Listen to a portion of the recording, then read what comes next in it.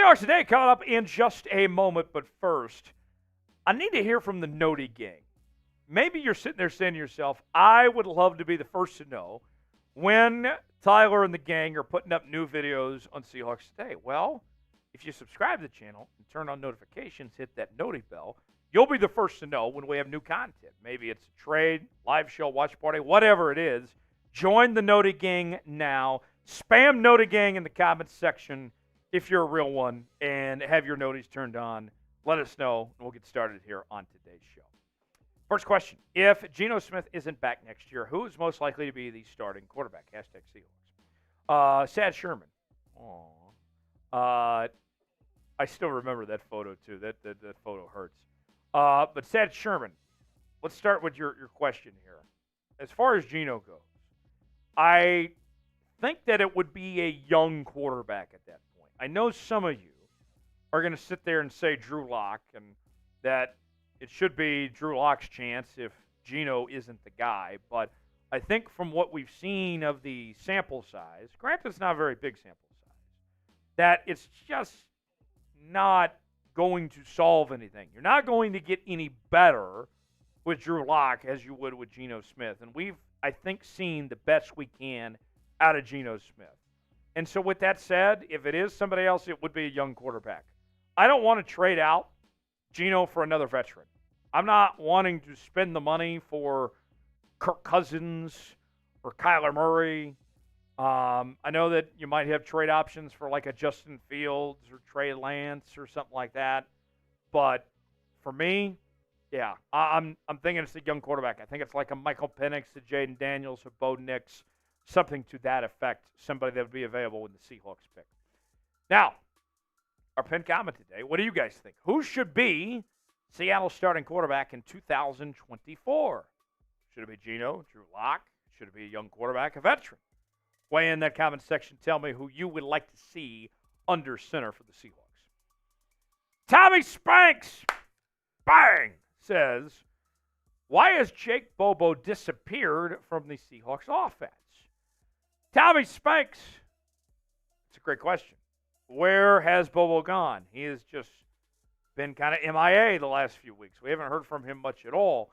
And I would say that, for me, the offense, other than that game against Dallas, has not looked that great. And what we've seen from this Seahawks team is that when they've played well on offense, typically Jake Bobo has played really well.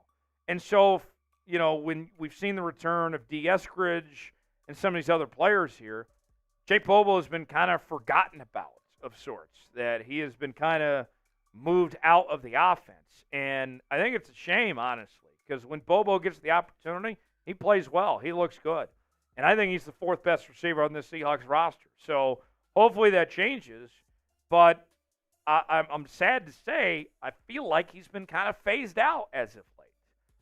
Maybe it changes, but at the moment, feels like it's going in that direction. You want more Jake Bobo? Let's hear it for Jake Bobo in that comment section. Spam more Bobo. Let's get the movement going. Let's make them hear us loud and clear that we want more Jake Bobo in this Seahawks offense. Spam more Bobo in the comments if you want to see more Jake Bobo. Today's show sponsored by Prize Picks.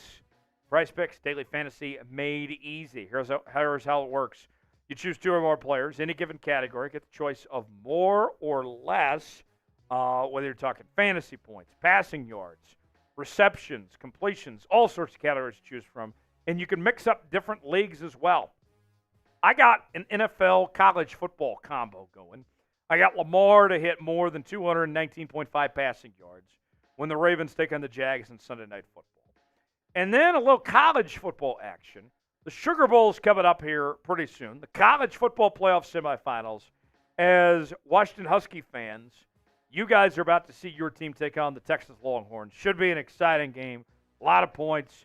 Offenses are going to be fantastic. Penix, I think, is going to go off.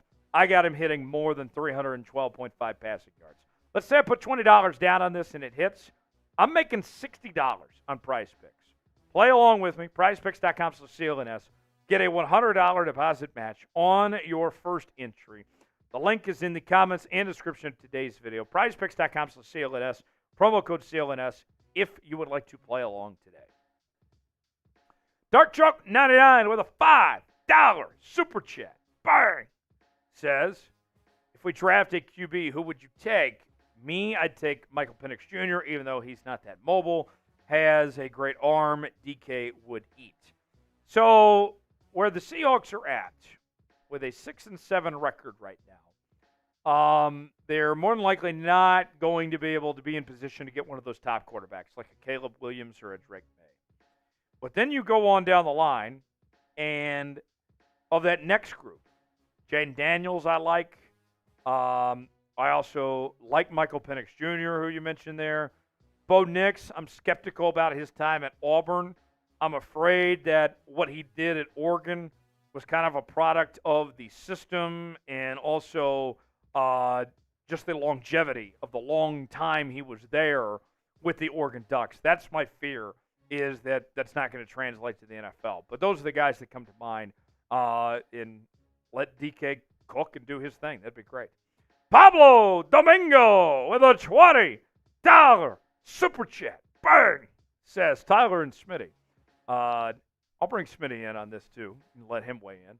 Tyler and Smitty, let's go Seahawks. Go Hawks. When the Seahawks pick in the NFL draft, Seahawks need offensive guard or defensive lineman, weapon for Geno. Let's go Seahawks. Smitty, I like all that. Need help on the offensive line, both directions.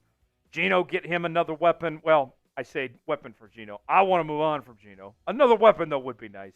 But specifically a tight end. I want to see the tight end get more involved in this offense. Keep Noah Fant, bring a tight end and play alongside him. And let's go Seahawks. I agree with all that. What do you think of what Pablo's laying out here?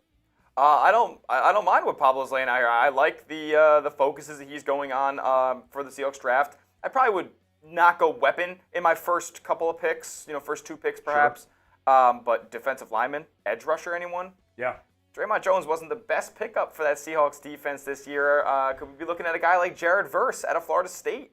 Could we look at a guy like Fashanu or Joe Alt from Notre Dame for the offensive line? I mean, there's guys out there in the trenches that the Seahawks could really use next season and beyond. So I'm definitely thinking trenches for the first pick in the NFL draft, at least for Seattle. Pablo, you're onto something there.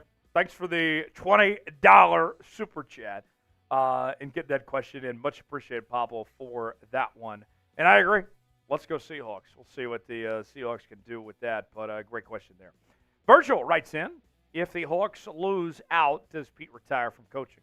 So that would mean they're on a 4-game losing streak right now. 4 more losses would be 8 in a row. I don't think there's any going back. I don't see how Pete can return off an 8-game losing streak where you finish the season 6-11. Whether he retires or gets fired, just no way.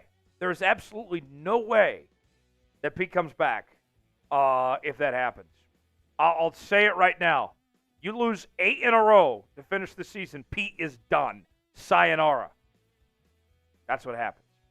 Miles writes in, who on the staff we replace next year? Potentially the head coach, the OC, the defensive coordinator. I think everybody. Nobody's job is safe for the Seahawks team. That's where we're at right now. Everyone throughout the next few weeks is coaching for their job right now. Miles. TNG Zach says, if you were to ask any Legion of Boom member what's wrong with our team, who would you ask? Well, I wouldn't ask KJ Wright because he's got a YouTube channel now answering all these questions, so I would save time there. And then I don't have to ask Richard Sherman because he's on Prime Video and got his own podcast, so I hear from him on that stuff. Good question. I'd be curious what Earl Thomas has to say about this team. He would not hold back, I can tell you that much. I'd be curious what Earl and his brother have to say about what this team is doing. What is Earl and his brother doing right now anyway? I don't want to know that question. But, yeah, I'd be curious because he'd give me the truth, I can tell you that much. Down, not out says, who should we get to replace Shane Waldron? There's a video on the channel with all the ideas for that. Eric Bieniemy is the name I really like. Some of you like the idea of John Gruden. I don't see that happening, but it would be interesting. But yeah, there's several names. Go check out that video on the channel, Down Not Out, for more on that. And then last one from Aiden with a $10 super chat. Bang! I'm back. If you had to trade DK for a quarterback, which one would it be? Oh, good question. What quarterback could you get for DK? You have to think about quarterbacks that are on the market. In DK's value, I think DK is worth at least a first-round pick and more beyond that. Like, that's a tough question, and it's a good question. It's a tough question. The quarterbacks that are kind of being talked about trade-wise are Kyler Murray. I don't want Kyler Murray with his injuries, and he doesn't look like the same quarterback he was a couple years ago. Kirk Cousins is going to be a free agent, so that doesn't necessarily work. Smitty, what did you say? Oh, Russell Wilson? Oh, God. Yeah, I think the answer is I'm not trading DK for a quarterback. That might sound like cop-out, but there's just no real good option on that front, Aiden. But it's a very good question. Thanks for joining us here on Seahawks Today. Subscribe to the channel, turn on notifications. We'll see you next time here on Seahawks Today.